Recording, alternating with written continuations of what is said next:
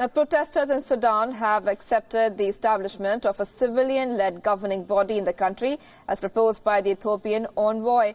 Protest leaders have said that they accept the Ethiopian envoy's proposal of creation of a civilian-led government for a political transition. The blueprint suggests that a 15-member governing body will comprise of 8 civilians and 7 military officials. Protest leaders Babikar Fezil said in Ethiopia, "We think that acceptance of the proposal is a major leap towards meeting the goals of the revolution, which are freedom, peace and justice." End quote.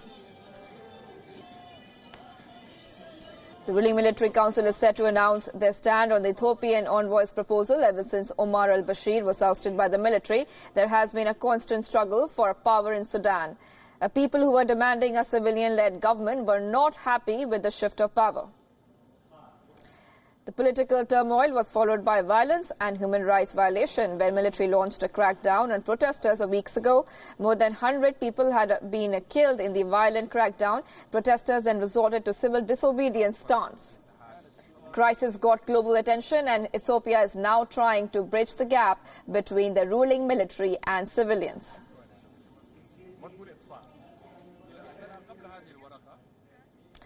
The Baluch Republican Party and the World Baluch Organization put up boards outside Lord's Cricket Ground in London. The posters read in Ethiopia, "Help End Enforced Disappearance in Pakistan." Pamphlets were also distributed on enforced disappearances of Baluch and other ethnic religious minorities in Pakistan. The posters were put up while Pakistan versus South Africa World Cup match was underway.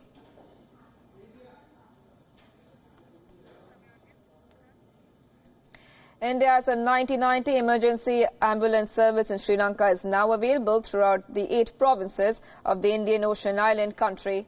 The ambulance services played a crucial role in the aftermath of the recent terror attacks in Sri Lanka. A last phase of the project was launched in the eastern province of Sri Lanka.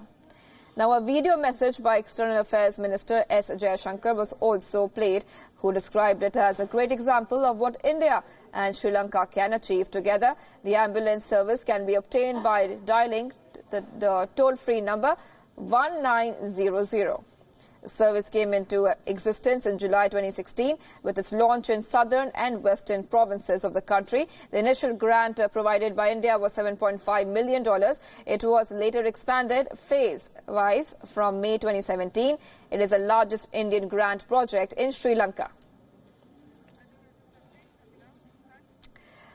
Well, in the meanwhile, in China's first subway line with some sections built under the Yellow River was put on trial in Lanzhou city of China.